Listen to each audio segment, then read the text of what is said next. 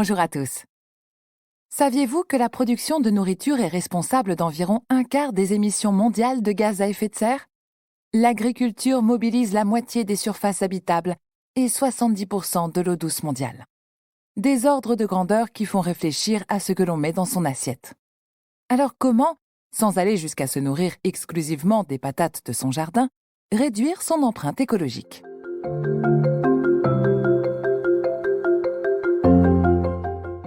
Un premier geste simple? Arrêter le gâchis alimentaire.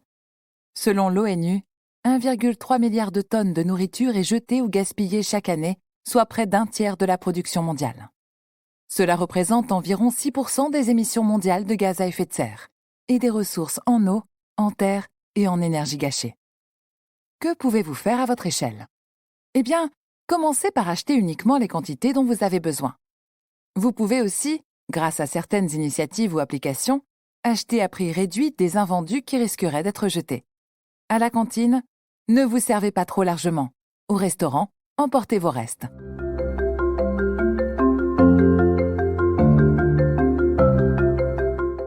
Ne pas gâcher, d'accord. Mais après, l'un des éco-gestes les plus efficaces est de limiter votre consommation de viande, voire d'opter pour un régime végétarien. La production de viande demande en effet beaucoup de ressources. Terre, eau, énergie. Les 3/4 des terres agricoles sont consacrées à l'élevage et aux cultures qui servent à les nourrir, soit près de 40% des terres habitables du monde. Cela participe à la déforestation et à la dégradation des sols et de la biodiversité. Sans parler du méthane émis par les animaux, gaz dont l'effet sur le réchauffement climatique est 25 fois plus important que le CO2. Reste ensuite l'abattage, la découpe, l'emballage, le transport. Et toutes les viandes n'ont pas le même impact environnemental. La production d'1 kilo de bœuf émet en moyenne 100 kg d'équivalent CO2, contre 40 kg pour le mouton et 10 kg pour le poulet. Vous pouvez aussi privilégier la viande élevée en pâturage.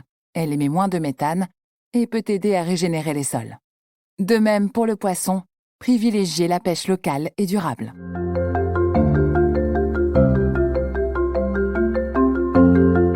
Pour comprendre l'impact de son alimentation, il faut se représenter les différentes étapes de production. Voici quelques conseils.